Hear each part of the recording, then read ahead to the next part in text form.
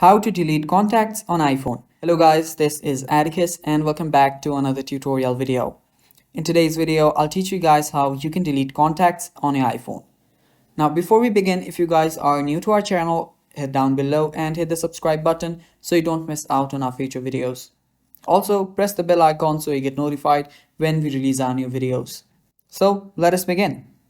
First, head over to your phone app. Now in your phone app, go to Contacts, and under Contacts, simply find the contact that you want to delete. Now after you find the contact, open it up. After you open it up, you should see the Edit option on the top right. Tap on Edit, and after you tap on Edit, all you need to now do is scroll down all the way, and on the bottom you will see Delete Contact. Tap on Delete Contact and then simply confirm the deletion, and your contact is now deleted.